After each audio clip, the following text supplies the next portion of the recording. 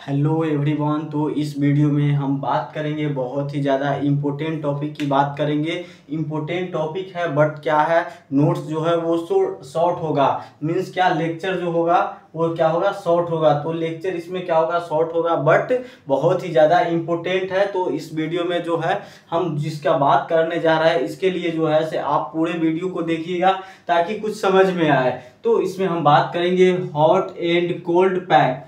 Hot and cold pack क्या होता है तो उसकी बात करेंगे, जानेंगे। जो हॉट क्या है, हॉट पैक और कोल्ड पैक। तो कोल्ड पैक और हॉट पैक की बात करेंगे। जो इसको कहाँ पे हम अप्लाई करते हैं, कैसे करते हैं, इसका यूज क्या होता है, तो ये सब की बात करेंगे। तो बहुत ही ज़्यादा इम्पोर्टेंट है। जो लोग क्या करता है गांव घर में भी या ऐसे भी जनरली यूज करना पड़ जाता है जब किसी भी वजह से क्या होता है, इंजरी होता है या ट्रॉमा होता है, तो उस केसेस में क्या करते हैं लोग, यूज करते हैं। तो इस वीडियो में जानने के बाद पता ये चलेगा कि कहाँ पे हमको कोल्ड पैक यूज करना चाहिए, कहाँ पे हमको जो है वो हॉट पैक यूज करना चाहिए। तो इसको अलग अलग समझते हैं, जो दोनों में डिफरेंस क्या है, डिफरेंस समझेंगे और जानेंगे जो दोनों मतलब एक दूसरे से कैसे अलग है और कहाँ पे कौन सा यूज करना चाहिए। तो बात करते हैं हम कोल्ड की। तो कोल्ड थेरेपी कह सकते हैं या कोल्ड पैक कह सकते हैं या इसका दूसरा नाम है कायरोथेरेपी। तो इसका दूसरा नाम है कायरोथेरेपी। कोल्ड पैक कह सकते हैं या आइस पैक कह सकते हैं या इसको कह सकते हैं कायरोथेरेपी। तो कायरोथेरेपी की हम बात करेंगे। उसके बाद क्या बात करेंगे, हॉट थेरेपी की। हॉट थेरेपी कह सकते हैं या कह सकते हैं हॉट पैक कह सकते हैं या इसको क्या कह सकते हैं, थर्मोथेरेपी। तो थर्मोथेरेपी में क्या आता है, हॉट पैक आता है। अब हॉट में भी क्या आता है, बहुत सारे मल्टीपल होते हैं जो देने का तरीका होता है हॉट पैक में। तो यहाँ पे हम बात करते हैं दोनों का डिफर बात करेंगे, जो दोनों एक दूसरे से कैसे अलग है। तो बात करते हैं पहले हम कोल्ड की। तो कोल्ड जिसको हम कायरोथेरेपी बोलते हैं, तो कोल्ड पैक की बात करते हैं तो इसका मैकेनिज्म क्या होता है। कोल्ड पैक आखिर इसका मैकेनिज्म क्या होगा, तो कोल्ड पैक का मैकेनिज्म होता है वैसोकंस्ट्रिक्शन। वैसोकंस्ट्रिक्शन करने का मतलब जो होता है, ब्लड वेसल्स जो होते हैं उसको क्या करता है, ये क्या है, ब्लड वेसल्स है। ये क्या है, नॉर्मल ब्लड वेसल्स है या क्या है, डायलेटेड है। मान लीजिए क्या हो जाएगा, डायलेटेड हो जाएगा। मींस क्या, ये डायलेटेड ब्लड वेसल्स अगर होगा तो इसको ये क्या कर देगा, कंस्ट्रिक्ट कर देगा। कंस्ट्रिक्ट करने का मतलब ये इसका जो है ये डायमीटर जो है वो कम कर देगा।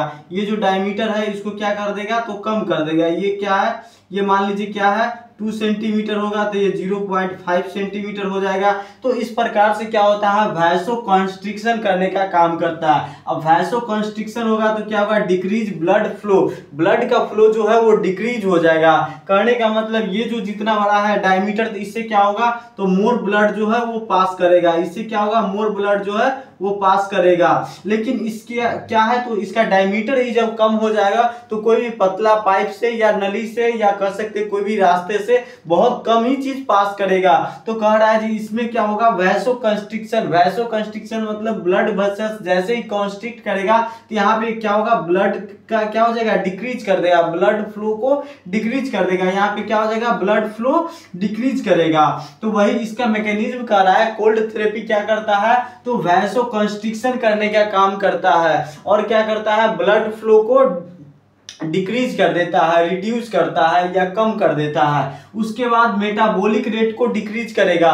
उसके बाद मेटाबॉलिक रेट, मान लीजिए अगर किसी भी सेल का अगर क्या हो जाएगा, फास्ट हो जाएगा। मेटाबॉलिक रेट ये मान लीजिए सेल है, इसका क्या है, मेटाबॉलिक रेट जब फास्ट हो जाएगा तो मेटाबॉलिक रेट जब ऐसे ही फास्ट होगा तो उसको ये क्या करेगा, तो मेटाबॉलिक रेट को ये डिक्रीज करेगा, रिड्यूस करेगा, कम करेगा या इसको क्या कर देगा, डिक्रीज कर देगा। तो जो भी है वो क्या करेगा, कोल्ड थेरेपी पहले तो वैसो कंस्ट्रिक्शन करेगा, उसका मेटाबॉलिज्म रेट को डिक्रीज करेगा। उसके बाद नर्व कंडक्शन वेलोसिटी को डिक्रीज करेगा।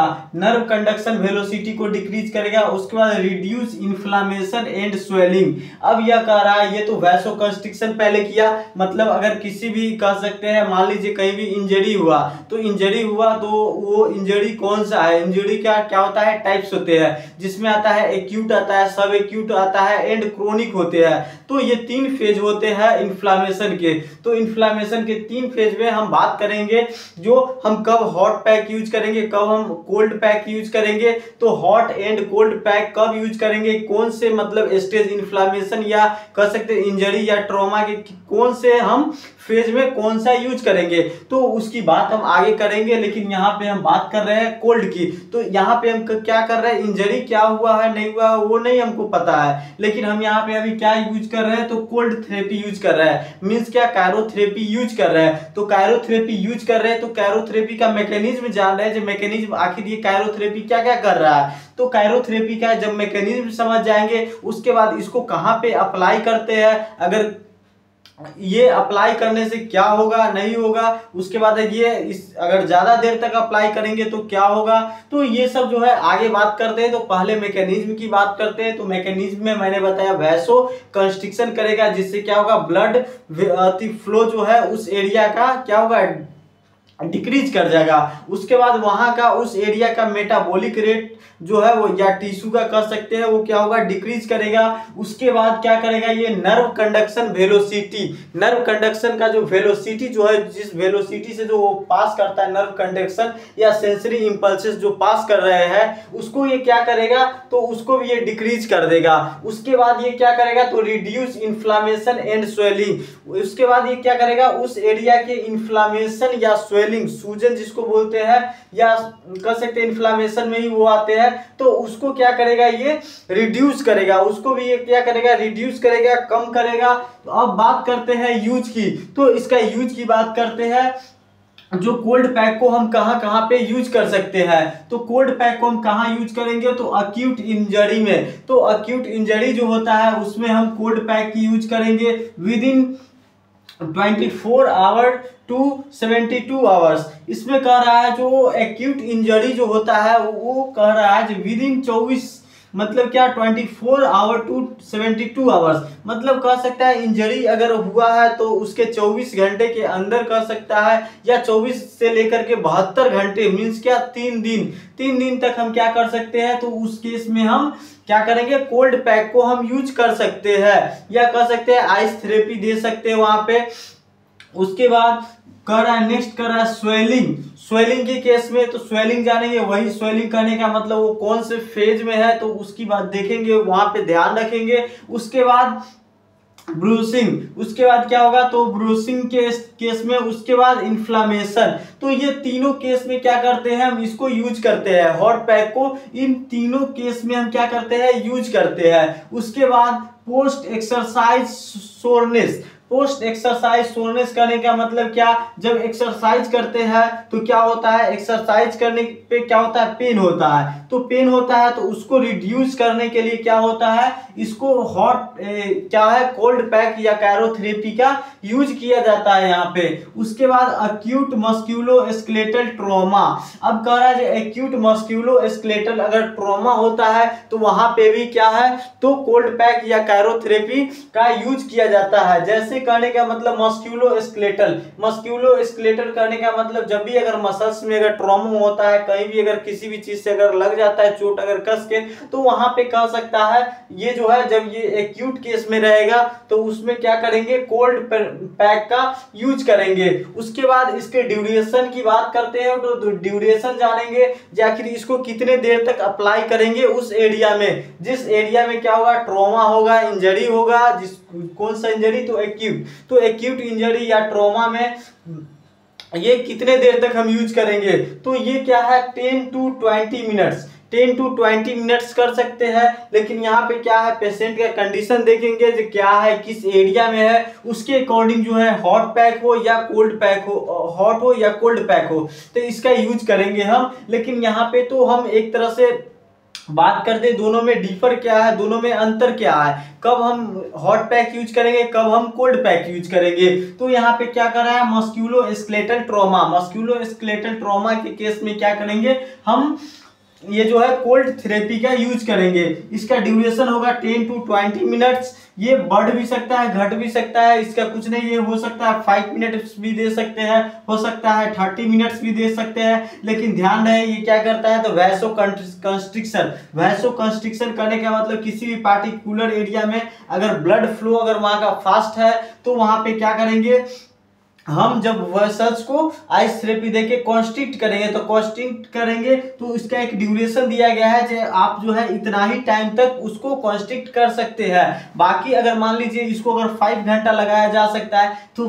फिर आए क्या हो जाएगा, उस एरिया में क्या हो जाएगा, तो ब्लड की डेफिशिएंसी हो जाएगी, ब्लड की कमी हो जाएगी, तो वहां पे फिर इस्केमिया डेवलप कर जाएगा, तो वहां पे इस्केमिया डेवलप कर जाएगा। तो इसीलिए जो है इसका एक ड्यूरेशन दिया जाता है जो आप 10 to 20 मिनट्स तक इसको कर सकते हैं। उसके बाद एग्जाम्पल में बात करें जो ये मतलब किस किस कंडीशन में दिया जा सकता है, तो एंकल स्प्रेन, अचानक से क्या होता है, मोच आ जाता है, हाथ में मोच आ जाना, किसी भी ज्वाइंट्स में मोच आ जाना, तो यहाँ पे एंकल स्प्रेन कर रहा है तो उसमें क्या होता है, लिगामेंट जो होता है वो टियर हो जाता है। तो उस केस में कह रहा है एंकल स्प्रेन के केस में अचानक से अगर हाथ अगर में मूंछ आ जाता है, पैर में मूंछ आ जाता है, तो ये सब केस में जो है हम क्या करेंगे, हॉट पैक नहीं यूज करेंगे, वहां पे हम कोल्ड पैक यूज करेंगे, क्योंकि वो अक्यूट केस है। तो अक्यूट केस में क्या होता है, कोल्ड पैक यूज किया जाता है। उसके बाद कह रहा है लिगामेंट टियर, लिगामेंट टियर अगर किसी भी एरिया का लिगामेंट टियर होता है तो वहां पे क्या होता है, हम हॉट पैक यूज नहीं करेंगे, वहां पे हम कोल्ड पैक यूज करेंगे। अब बात करते हैं risk factor if over use. अब कह रहा है रिस्क फैक्टर इसका क्या होगा, तो रिस्क फैक्टर में बात करते हैं तो फ्रोस्टबाइट, फ्रोस्टबाइट कहने का मतलब क्या है, तो यहाँ पे इस रिस्क फैक्टर में इसको क्या हो जाएगा, फ्रोस्ट बाइट हो सकता है वहां पे। उसके बाद स्किन इरिटेशन, उसके बाद क्या हो सकता है, स्किन को इरिटेट हो कर सकता है वो ज्यादा देर तक अगर इसको हम यूज करते हैं तो, ओवर यूज करते हैं तो। उसके बाद इसका क्या है, तो इसका प्रिकॉशन क्या होता है, तो प्रिकॉशन की बात करें तो do not apply directly to skin. इसको कह रहा है do not apply directly to skin, आप जो है इसको डायरेक्ट जो है वो क्या कर सकते हैं, स्किन पे नहीं दे सकते हैं। अगर ये क्या है, तो स्किन का लेयर है, ये क्या है, स्किन का अगर लेयर है तो इस पे जो है से आप जो है उसको डायरेक्ट नहीं दे सकते हैं। इसके बीच क्या होगा, तो एक आप टोवेल यूज कीजिएगा, एक पतला सा टोवेल हो सके उसको यूज करना है। अगर ये क्यों नहीं कर रहा है डायरेक्ट करने के लिए, हो सके जो उसका जो है मतलब क्या, इसका तो माइनस में रहता है, कोल्ड पैक है तो ये क्या होगा, माइनस में इसका टेम्परेचर होगा, तो माइनस में अगर ज्यादा है तो उसको क्या कर सकता है, उसको इरिटेट करेगा, उसको क्या करेगा, तो इरिटेशन करेगा स्किन को। तो उसको बहुत ज्यादा अगर कंस्ट्रिक्ट कर दे रहा है तो फिर आगे तो बता ही उस एरिया का क्या होगा, ब्लड वेसल्स अगर पूरा डिक्रीज करेगा मतलब क्या कमी हो जाएगा, तो वहां पे इस्केमिया, हाइपोक्सिया ये सब क्या होगा, डेवलप कर जाएगा। तो इसीलिए कह रहा है जो आप जो यूज कीजिए तो उसको क्या कीजिए, एक टोवेल डाल दीजिए, उस बीच लेयर में क्या कर दीजिए, दोनों को स्किन और कोल्ड पैक के बीच में एक टोवेल को यूज कीजिए। उसके बाद कह रहा है अवॉइड ऑन ओपन वुंड, और इसको क्या करना है, ओपन वुंड, कोल्ड पैक हो या हॉट पैक हो, इसको जो है से ओपन वुंड पे नहीं डालना। अगर कहीं भी किसी भी एरिया में अगर क्या है, वहां पे अगर घाव है, अगर जनरली अगर बोला जाता है घाव है, तो घाव है या इंजरी है कह सकते हैं, जिसमें क्या है, वुंड है, वुंड किस्म के मतलब ओपन वुंड है, वो ऊपर से खुला हुआ है, तो उसको पे उस एरिया में क्या है, तो उस एरिया में हम कोल्ड पैक और नहीं हॉट पैक यूज करेंगे। उसके बाद क्या है, poor sensation area, poor sensation area कहने का मतलब किसी भी एरिया में अगर मान लीजिए इस एरिया, मान लीजिए कोई एरिया है, ठीक है, उसमें क्या है, मान लीजिए क्या है, फोर आर्म है, फोर आर्म है, इसका सेंसेशन जो है वो ऐसे भी डिमिनिश्ड है या बहुत कम माइनर अगर सेंसेशन है, तो यहाँ पे क्या किया जाएगा, तो यहाँ पे जो है वो कोल्ड पैक यूज नहीं किया जाएगा। तो यही कह रहा है जो पुअर सेंसेशन एरिया में हम कोल्ड पैक को यूज नहीं करेंगे। उसके बाद तो ये समझ गए जो कोल्ड या कायरोथेरेपी या कोल्ड पैक क्या होता है या आइस पैक क्या होता है, तो इसकी बात कर लिए। अब नेक्स्ट बात करते हैं हॉट पैक की, जिसको थर्मोथेरेपी के अंडर में या थर्मोथेरेपी कहते हैं, तो थर्मोथेरेपी कहते हैं, तो इसकी बात करेंगे, तो इसका भी मैकेनिज्म जानेंगे।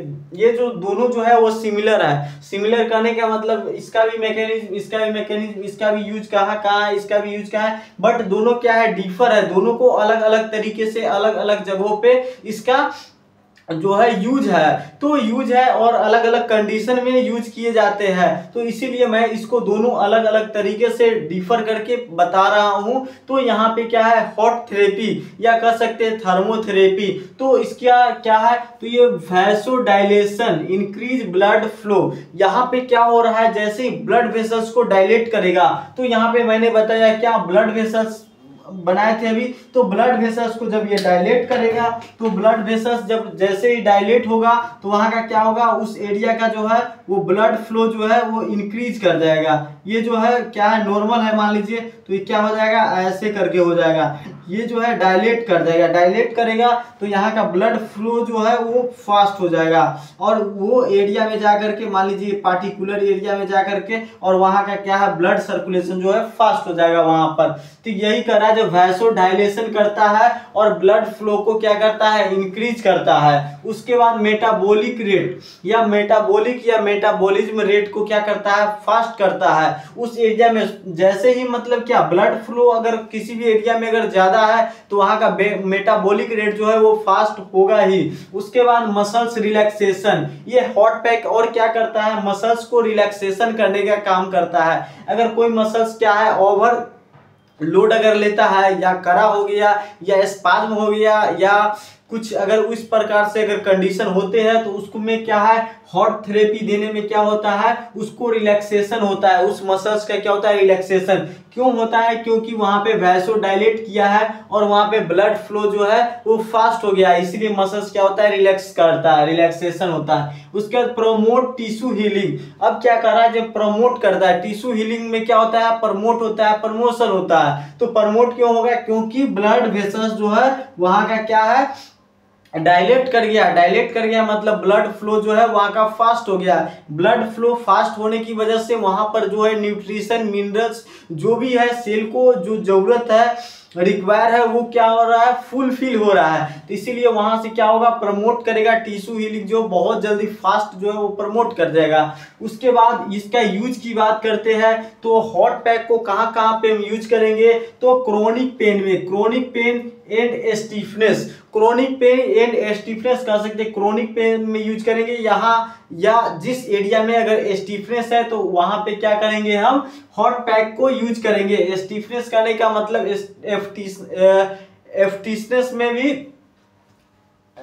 स्टिफनेस में भी कौन सा, तो क्रोनिक होना चाहिए। मींस क्या, अगर वो लंबे समय से स्टिफ कर गया तो वहां पे यूज करेंगे। उसके बाद मसल्स स्पाज्म, अगर मसल्स क्या है, स्पाज्म कर गया है, एंड टाइटनेस अगर मसल्स करा हो गया है, तो उस केस में हम क्या करेंगे, इसको यूज करेंगे, ताकि क्या हो सके, मसल्स जो है वो रिलैक्स हो सके, रिलैक्सेशन का काम दे, ताकि वो मसल्स फिर से नॉर्मल हो सके। उसके बाद बिफोर स्ट्रेचिंग और थेरेपी कर रहा है, बिफोर स्ट्रेचिंग एंड थेरेपी, इसको यूज जो हम करेंगे वो क्या करेंगे, मसल्स, अगर किसी मसल्स को अगर स्ट्रेच करना है या उसमें अगर कोई थेरेपी देना है, तो उससे पहले मान लीजिए मैनुअल थेरेपी देना है या स्ट्रेचिंग करना है, उस मसल्स को स्ट्रेच करना है, तो उससे पहले क्या करेंगे, मसल्स को रिलैक्सेशन का काम करेंगे। मींस क्या, पहले हम हॉट पैक यूज करेंगे, उसके बाद ये मसल्स को स्ट्रेच करेंगे, या मैनुअली थेरेपी या कुछ भी हम थेरेपी के रूप में दे सकते हैं। उसके बाद ड्यूरेशन की बात करें, तो ड्यूरेशन में कह रहा है 15 to 25 मिनट्स, ये कह रहा है 15 से 25 मिनट तक इसको हम दे सकते हैं। ओवर देंगे तो वहां पे क्या होगा, स्किन बर्न कर सकता है, ज्यादा अगर टेम्परेचर रहा तो, और ज्यादा ड्यूरेशन भी अगर दिए तो वहां पे बर्न कर सकता है स्किन। तो इसीलिए जो है यहाँ पे इंडिकेशन दिया जाता है, या ड्यूरेशन एक लिमिट टाइम रहता है एंड लिमिट टेम्परेचर रहता है, जो आप इतना ही तक दे सकते हैं। उसके बाद एग्जाम्पल में बात करें तो low back pain, low back pain जो आता है ये किस में आता है, तो क्रोनिक में आता है। लो बैक पेन जो आता है वो क्रोनिक में आता है। उसके बाद neck stiffness, neck stiffness chronic करने का मतलब क्या, अगर लंबे समय से अगर कमर में दर्द रहता है, लो बैक पेन है जिसको बोलते हैं, तो उस एक केस में क्या करेंगे, हॉट पैक को यूज करेंगे। हॉट पैक में बहुत सारे आते हैं, जैसे पैराफिन बैक्स हो गया। उसके बाद हॉट पैक ये एक अलग आता है, जिसको बहुत सारे इलेक्ट्रॉनिक की मदद से भी उसको गर्म किया जा सकता है। उसके बाद SWD आता है, तो सब हॉट पैक में ही आते हैं। उसके बाद बात करें हम नेक स्टिफनेस, अगर नेक में क्या आते हैं, स्टिफनेस आते हैं, तो उस केस में यूज करेंगे। उसके बाद chronic joint pain, chronic joint pain में हम इसको यूज करेंगे। उसके बाद इसका risk if over use, risk if over use, इसका रिस्क क्या क्या हो सकते हैं, तो रिस्क में क्या हो सकते हैं, बर्न्स हो सकते हैं। बर्न मीन्स क्या, तो स्किन में अगर ज्यादातर इसको अगर हम टेम्परेचर दे देंगे, अगर शॉर्ट ड्यूरेशन अगर कम भी है लेकिन टेम्परेचर जब हाई कर देंगे तो वहां पे बर्न हो सकता है। या टेम्परेचर कह सकते हैं एक नॉर्मल भी रहेगा, अगर ज्यादा देर तक दे सकते तो उस केस में भी बर्न कर सकते हैं। उसके बाद ओवर हीटिंग ऑफ टिश्यू, ये कह रहा है सेकेंड कह रहा है over heating of tissue, tissue जो है वहां पर का ओवर हीट हो सकता है। ओवर हीट होने की वजह से वहां का टिश्यू जो है वो डेथ भी करेगा। डेथ करेगा मतलब क्या, वहां का वही बर्न हो जाएगा। उसके बाद सेंसेशन लॉस भी हो सकता है। अब इसका प्रिकॉशन में क्या आता है, always check skin after application, कह रहा है जो ऑलवेज स्किन चेक, कह रहा है कि जब आप इस एप्लीकेशन को जब यूज कीजिएगा तो वहां पे क्या होगा, जब आप इसको दीजिए कोई भी मशीन या हॉट पैक जब आप देते हैं तो उस टाइम क्या होता है, पेशेंट या किसी भी पर्सन को क्या होगा, नॉर्मल जैसा टेम्परेचर लगेगा। उसके बाद धीरे धीरे धीरे धीरे वो बढ़ते जाता है। अगर मशीन है तो वहां पे क्या होगा, बढ़ते जाएगा। तो इसीलिए उससे जो है वो स्किन को चेक करते रहना है या उस व्यक्ति से बात करते रहना है, जो ज्यादा तो नहीं लग रहा है, ज्यादा तो नहीं लग रहा है। तो वहां पे ये चीज बहुत ज्यादा ध्यान रखना होता है, नहीं तो स्किन बर्न होने की चांसेस रहते हैं। तो ऑलवेज करा चेक कर लेने के लिए आप जब एप्लीकेशन यूज करते हैं उसके बाद जो है आप स्किन को चेक कर लीजिए। उसके बाद यूज प्रॉपर टेम्परेचर और ड्यूरेशन, अब कह रहा है कि आप जो यूज कीजिएगा तो उसमें देखना होगा जो आपको प्रॉपर टेम्परेचर और प्रॉपर जो है वो ड्यूरेशन मेंटेन करना होगा। तो बात की हम hot pack and cold pack, तो hot pack and cold pack क्या यहाँ पे क्या है, दोनों का अंतर बताया है। जिसको हम पहले, ये भी बहुत ज्यादा इंपॉर्टेंट होता है, कोल्ड पैक कह सकते हैं या इसको आइस पैक भी कहता है, लोग इसको आइस पैक भी कहता है या इसको कायरोथेरेपी भी कहता है। तो ये बहुत ज्यादा इंपॉर्टेंट है। जो आइस पैक किसको कहेंगे, कोल्ड पैक किसको कहेंगे, या आइस थेरेपी किसको कहेंगे, कोल्ड थेरेपी किसको कहेंगे, या कायरोथेरेपी किसको कहेंगे। तो तीनों क्या है, एक ही है। तो तीनों एक ही है, इसका मैकेनिज्म है, इसका यूज है, इसका ड्यूरेशन है, उसके बाद इसका रिस्क है ओवर यूज करने से क्या इसका रिस्क हो सकता है। तो ये सब है। तो ये जो बात की है ये सब शॉर्ट नोट्स है। शॉर्ट नोट्स करने का मतलब जो छोटा सा नोट्स है जिसके मदद से हम क्या हो सकते हैं, इस वीडियो के हेल्प से हम जान लेंगे जो ओल्ड बस जो है कोल्ड पैक कहाँ यूज करेंगे और हॉट पैक कहाँ यूज करेंगे और क्या चीज को ध्यान में रखते रहना है। बाकी इसका जो है बहुत ज्यादा अलग से डिटेल्स में बहुत बड़ा ये क्या है चैप्टर है लॉन्ग, और इस ये भी क्या है कायरोथेरेपी भी बहुत बड़ा चैप्टर है। तो यहाँ पे हम शॉर्ट में मैंने बात किया cold therapy and ice therapy. फिर नेक्स्ट वीडियो में बात करेंगे नेक्स्ट टॉपिक पे।